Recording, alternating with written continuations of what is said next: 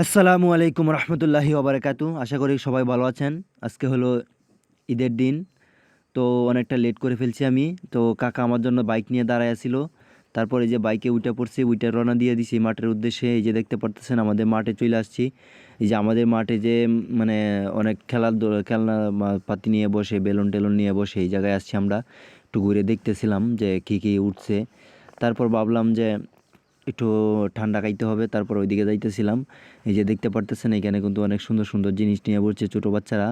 আমরাও কিন্তু ছোটোবেলায় এরকম ব্যবসা করতাম, কিন্তু এখন করি না। এই যে দেখতে পারতেছেন আমরা কিন্তু ঈদগাহের মাঠে চলে আসছি, নামাজের যেখানে পড়ব এই জায়গায় আসছি। আস্তে আস্তে আমরা চলে যাচ্ছি ভিতরে। তো আমার সাথে আছেন কাকা আর ওইসে আমার এক ছোটো ভাতিজা। আমরা দেখতে দেখতে চলে আসছি মাঠের ভিতরে। তো আমরা জায়গা খুঁজতেছিলাম কোন জায়গাটায় বসবো। এই যে দেখতে পারতেছেন এখানে যা আমরা আইসা পড়ছি, এই জায়গায় বসবো ইনশাল্লাহ। এই যে আমার কাকা বলতেছে একটু ভিডিও করি। তারপরে যে দেখেন কাকা একটু ভিডিও করতেছিল। এই যে দেখেন এত পরিমাণ মানুষ হয়েছে যা বলার বাহিরে। তা আমাদের যে মাঠটা ছিল, মানে নিজামুদ্দিন আউলিয়া মাঠ, ঈদগাহ মাঠ, ওই মাঠটা একদম ফুললি ভরে গেছিলো।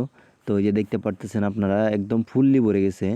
তো আমরা এখন নামাজের জন্য যারা এরছি, এখন নামাজের যে মানে নিয়তগুলো এগুলো বইলা দিতেছে।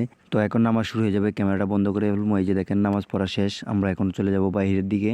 তো দোয়া হয়ে গেছে। তো আমরা এখন চলে যাব মাঠের বাইরে। আমার জন্য কাকা ওয়েট করতেছে। তো এই যে দেখতে পারতেছেন কাকা কিন্তু ওয়েট করতেছে। আমি দাঁড়ায় আইসি, আয়া পরে এই যে বাইকে উঠলাম, আমার ভাতিজা বইসা রয়েছে। তো তিনজনই ওরা তো বইসা রয়েছে। তো হঠাৎ করে দেখা হয়ে গেল আমার এক বন্ধুর সাথে। তো এই যে বন্ধুর সাথে হাতটা মিলাইলাম, হাতটা মিলানোর পরে এই যে দেখেন আস্তে আস্তে কাকা বাইকটা ছেড়ে দিয়েছে।